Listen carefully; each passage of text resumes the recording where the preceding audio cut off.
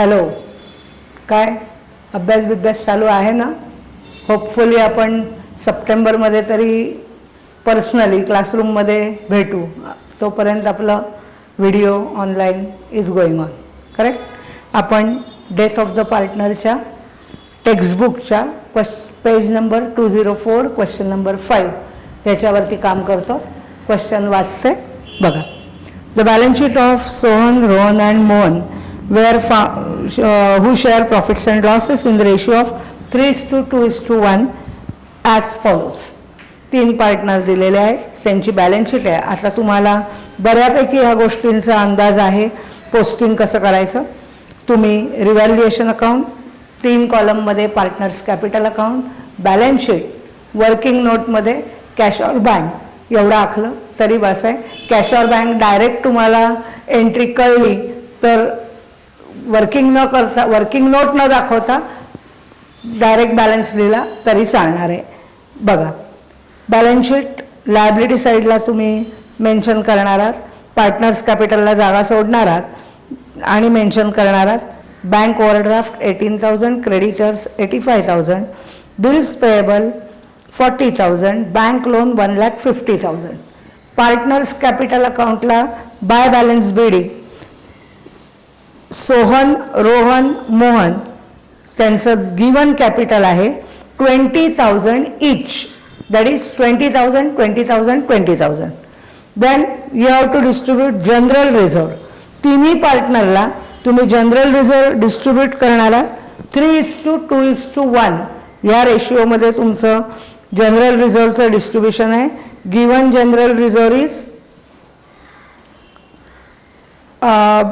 27,000 general reserve आहे. तुम्हाला त्या रेशिओमध्ये तिघांनाही डिवाइड करायची आहे 3:2:1. ओके, म्हणजे जनरल रिझर्व बॅलन्स शीटला येणार नाही आणि पार्टनर्स कॅपिटलच्या क्रेडिटला बाय जनरल रिझर्व तिन्ही कॉलमला 3:2:1 मध्ये तुम्ही डिवाइड करणार आहात. Okay. Then asset side, working नोटमध्ये जर तुम्ही बँक अकाउंट आखलं तर to balance BD 48,000. Otherwise direct plus मायनसचं कॅल्क्युलेशन करा. ज्या ज्या ॲसेट्सना ॲडजस्टमेंट आहे त्या सगळ्या asset balance sheet inner column आणि ज्याला ॲडजस्टमेंट नाही त्या सगळ्या ॲसेट आउटर कॉलम. म्हणजे debtors inner column 30,000, land and building inner column 40,000, machinery inner column 80,000, investment inner column 40,000, computer outer column 40,000, stock inner column 90,000, patents inner column 12,000. Okay. Now mister Rohan died on 1st October 2019. Balance sheet 31 मार्चची दिली आहे. 1 ऑक्टोबरला त्याची death आहे, म्हणजे 6 महिने त्यांनी working केलेलं आहे. Goodwill of the firm valued at 30,000, your first adjustment. इथे फर्मचं गुडविल व्हॅल्यू करायला सांगितलं आहे. लक्षात घ्या, ओनली द रोहन शेअर नाही. म्हणजे तुमची एंट्री येणार आहे goodwill account debit to partners capital account, goodwill account debit to Sohan's capital, Rohan's capital, Mohan's capital 3:2:1 मध्ये गुडविल तुम्ही डिवाइड करणार आहात 3:2:1. Okay. Next one, land and building and machinery were to be found to be undervalued by 20%. where and undervalued by 20% ला underline करा. याचा अर्थ दिलेल्या balance sheet मधली लँड अँड बिल्डिंग आणि machinery he given amount is 20% less than cost. म्हणजेच तुम्हाला 20% land and बिल्डिंगची value कमी दिलेली आहे, म्हणजे ती 80% दिली आहे आणि आपल्याला 100% आणायचे. इथे तुमचं हमखास कॅल्क्युलेशन चुकू शकतं. तुम्ही दिलेल्या अमाऊंटच्या 20% काढून ॲड कराल तर ते चुकेल. ते कॅल्क्युलेशन तुम्हाला given value is 80%, so how much 20% असं करायचं आहे. जर्नल एंट्री आहे, ॲसेट वाढवायचे. Land and building account debit, machinery account debit to revaluation account. तुमच्यासाठी कॅल्क्युलेशन मी बोर्डवर दाखवलं आहे. लँड अँड बिल्डिंग 40,000 आहे, गिवन व्हॅल्यू 80% म्हणून डिवायडेड बाय 80 मल्टिप्लाय बाय 20 जी व्हॅल्यू 10,000 येणार आहे. आणि machinery 80,000 multiply by 20 divided by 80 जी व्हॅल्यू 20,000 येणार आहे. म्हणजे लँड अँड बिल्डिंग बॅलन्स शीटमध्ये 10,000 ॲड करायचे आहेत, आउटरला अमाऊंट घ्यायचे. मशिनरीमध्ये 20,000 ॲड करायचे आहेत, आउटरला अमाऊंट घ्यायचे. आणि रिव्हॅल्युएशनच्या क्रेडिटला by land and building 10,000 by machinery 20,000. Then investment valued at 60,000. इन्व्हेस्टमेंटमध्ये सुद्धा इन्क्रीज झालेली आहे.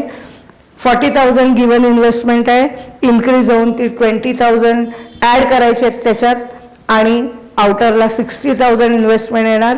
सेकंड इफेक्ट रिव्हॅल्युएशन क्रेडिट, तुमची journal entry investment account debit to revaluation account 20,000. Then stock found to be undervalued by 5,000 and provision of 10% debtors to be required. Stock found to be undervalued. Stock आता आपल्याला 5,000 अंडरव्हॅल्यूड, त्याची value कमी झाली आहे म्हणून तो कमी करायचा आहे. लक्षात घ्या, वॉज नाही आहे. स्टॉक फाउंड टू बी अंडरव्हॅल्यूड, आजची मार्केट व्हॅल्यू 5,000 कमी करा असा त्याचा अर्थ आहे. म्हणजेच तुमच्या स्टॉकमध्ये रिडक्शन होणार आहे. ॲज वेल ॲज डेटर्सवर RDD घ्यायचं आहे म्हणजे त्याच्यावर पण रिडक्शन होणार आहे. आणि पेटंट्स व्हॅल्यूलेस आहेत म्हणजे ते राईट ऑफ करायचे आहेत. म्हणून तुमची journal entry revaluation account debit to stock 5,000, to debtors 10% काढायचे डेटर्सवर जी अमाऊंट येते 3,000. आणि to patents, all patents are valueless for 12,000. म्हणजे स्टॉकमधनं तुम्ही 5,000 लेस करणार, डेटर्समधनं 3,000 लेस करणार, पेटंट्समधनं 12,000 लेस केल्यावर आउटरला पेटंट्सची व्हॅल्यू 0 येईल. आणि revaluation debit to stock, to debtors, to patents. बोर्डवरती तुम्हाला मी एंट्री दाखवलेली आहे. Revaluation account debit 20,000, to stock 5,000, to debtors for 3,000, patents 12,000.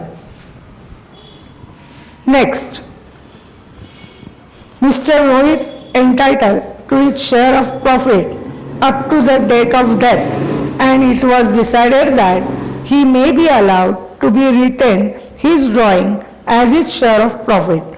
Drawings till date were 25,000.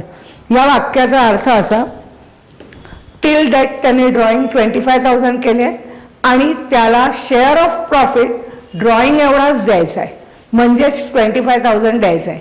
पहिला मी ड्रॉइंगची entry partners capital account debit to cash or bank, ज्याच्यात तुम्ही पार्टनर्स कॅपिटलच्या डेबिटला टू ड्रॉइंग, रोहनचा कॉलम 25,000 आणि कॅश ऑर बँक जर वर्किंग केलं असेल तर त्याच्या क्रेडिटला बाय ड्रॉइंग किंवा 48,000 मधनं 25,000 लेस करून अमाऊंट बॅलन्स शीटला घ्या. पुढची entry profit and loss suspense account debit 25,000 to Rohan's capital account. ही एंट्री आपल्याला शेअर ऑफ प्रॉफिटसाठी घ्यायचे. ह्या क्वेश्चनमध्ये share of profit is given equal to drawing, that is 25,000.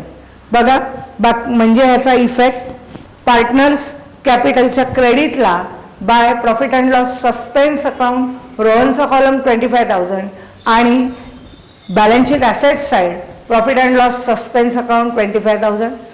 Balance शीटला गुडविलची अमाऊंट येईल, बँक बॅलन्स येईल, प्रॉफिट अँड लॉस सस्पेन्स होईल. बाकी सगळ्या ॲसेट्स लायबिलिटीजचं वर्किंग केलेलं आहे. रिव्हॅल्युएशन अकाउंट क्लोज करा. त्याचा प्रॉफिट ऑर लॉस जो काही येईल तो 3:2:1 मध्ये डिवाइड करा. जो पार्टनर्स कॅपिटलच्या प्रॉफिट असेल तर क्रेडिटला येईल. त्याच्यानंतर died partner that is Rohan, त्याचं कॅपिटल अकाउंट क्लोज करा. क्रेडिट मायनस डेबिट करून त्याची जी बॅलन्सिंग फिगर येईल त्याला रोहन्स एक्झिक्युटर्स लोन अकाउंट म्हणा. त्याच्यानंतर रिमेनिंग पार्टनर्स, कंटिन्युइंग पार्टनर्सचं कॅपिटल अकाउंट क्लोज करा, that is Sohan and Mohan.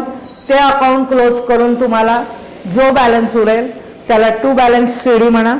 आणि तो बॅलन्स तुम्ही बॅलन्स शीट लायबिलिटी साईडला घ्या. वर्किंग नीड बघा, रोहन हा मिडल पार्टनर आहे, त्याच्या बॅलन्सला एक्झिक्युटर्स लोन अकाउंट म्हणायचं आहे आणि पहिला आणि शेवटचा पार्टनर सोहन आणि मोहन याचं कॅपिटल अकाउंट नवीन बॅलन्स शीटमध्ये पार्टनर्स कॅपिटल म्हणून दाखवायचं आहे. ॲज वेल ॲज वर्किंग नोटमधल्या अमाऊंट तुम्ही क्लोज करणार आहात, म्हणजे तुमची बॅलन्स शीट गिवन वर्किंग करून टॅली होईल. बघा, ट्राय करा. कुठलीही डिफिकल्टी असेल तर विचारा. या क्वेश्चनमध्ये आपल्याला डाएट पार्टनरच्या अकाउंटला फक्त गुडविल क्रेडिट केलेलं नाही आहे, तर फर्म्स गुडविल दिलेला असल्यामुळे ऑल पार्टनर्स कॅपिटल अकाउंटला आपण क्रेडिट केलेला आहे. हा थोडासा वेगळा भाग दाखवला आहे, पण याच्या आधीच्या एखाद दुसऱ्या क्वेश्चनमध्येही आपण असं वर्किंग केलेलं आहे. अदरवाईज बाकी सगळ्या ॲडजस्टमेंट ह्या फारशा काही कॉम्प्लिकेटेड नाहीत. तुम्हाला प्रॅक्टिससाठी जर्नल एंट्री पण मी दाखवलेली आहे. ह्याबरोबर तुमचा अनसॉल्व क्वेश्चन्सचे सगळे पार्ट मी कंप्लीट केलेले आहेत. सॉल्व क्वेश्चन तुम्हाला होमवर्कला दिले होते. बघा, काही अडलं तर विचारा. ओके, प्रॅक्टिस करा. थँक्यू.